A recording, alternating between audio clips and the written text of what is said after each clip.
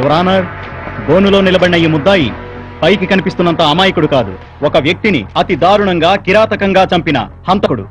చిన్న వయసే కదా అని సానుభూతి చూపించకుండా ఇతన్ని కఠినంగా శిక్షించాల్సిందిగా కోర్టు వారిని కోరుతున్నాను. Thank you your honour.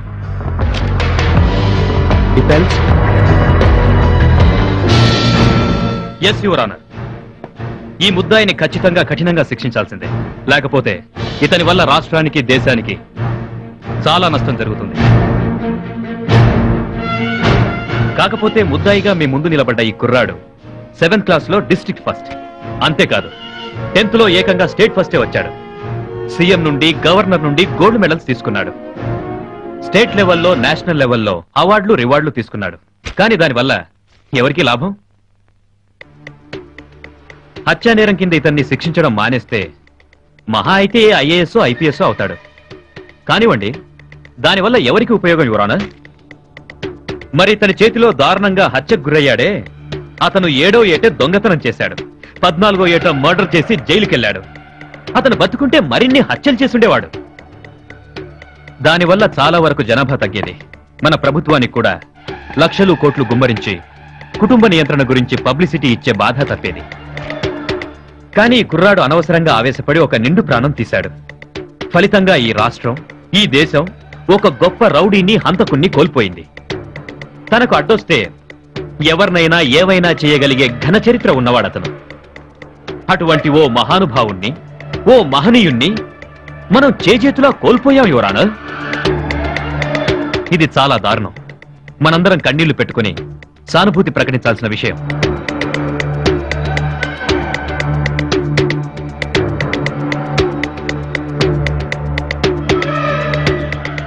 Your honour, ఈ కుర్రాడు హత్య చేశాడు నిజమే. ఒక వ్యక్తిని దారుణంగా పొడిచి చంపాడు నిజమే. కానీ ఎందుకు? తన అక్క మీద మనిషి రూపంలో ఉన్న ఓ మృగం అన్యాయంగా దాడి చేస్తుంటే ఓ తమ్ముడిగా ఎదిరించాడు. తన అక్క అభిమానాన్ని కాపాడడం కోసం ఓ తమ్ముడిగా అడ్డుపడ్డాడు. ఆ పెనుగులాటలో విధిలేని పరిస్థితుల్లో ఈ మర్డర్ జరిగింది. చెప్పండి యువర్ ఆనర్, ఆత్మరక్షణ కోసం చేసేది హత్య కానప్పుడు ఆత్మాభిమానాన్ని రక్షించడం కోసం చేసేది హత్య అవుతుందా? అన్యం పుణ్యం ఎరుగని అమాయకుల మీద దాడి చేస్తున్న ఓ క్రూర మృగాన్ని వేటాడడం హత్య అనిపించుకుంటుందా? యువర్ ఆనర్, చట్టమైన న్యాయమైన చెడును అదుపులో పెట్టడానికి అదే పనిని ఇప్పుడు ఈ కుర్రాడు చేశాడు. దానికి మనం అందరం గర్వించాలి. చెడును ఎదిరించడానికి ఇతను చూపిన ధైర్యాన్ని అభినందించాలి. యువర్ ఆనర్, తన అక్క అభిమానాన్ని కాపాడడం కోసం ఈ కుర్రాడు చేసిన హత్యను కేవలం ఆత్మరక్షణ చర్యగా భావించి నిర్దోషిగా విడుదల చేయాల్సిందిగా కోర్టు వారిని సవినయంగా కోరుతున్నాను. That's all your honour.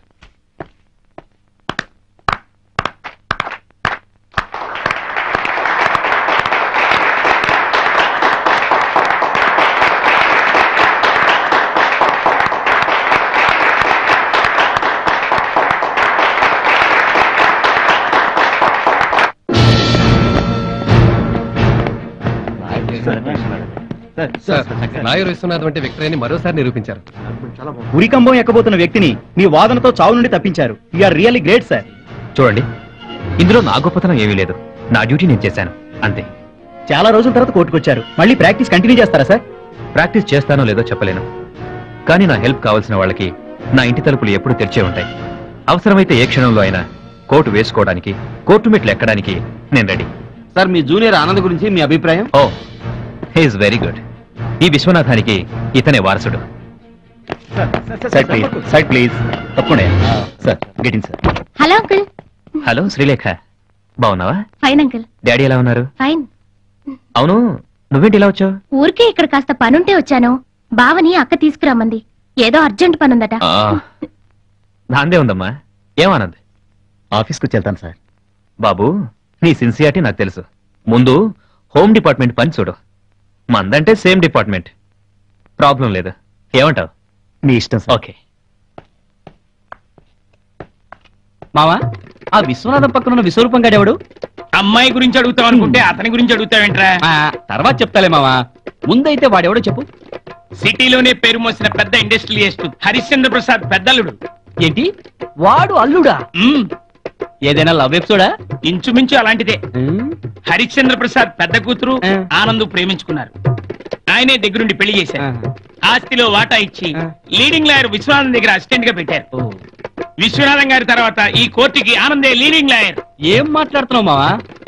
Anand కంటే చాకు లాంటి కుర్రాడు హరిశ్చంద్ర ప్రసాద్ గారి ఆస్తికి, విశ్వనాథం గారి ప్రాక్టీస్ కి వారసుడు ఇంకొకడున్నాడు. ఇంకొకడా? వాడేవాడు? ఎవరేంటి మావా? ఆ చాకు లాంటి కుర్రాడు మనమే. మనమా? మనమంటే నేనే. నువ్వా? అదేంటి మావా అలా ఆశ్చర్యపోతా? ఆ అమ్మాయి హరిశ్చంద్ర ప్రసాద్ గారి రెండో కూతురే కదా?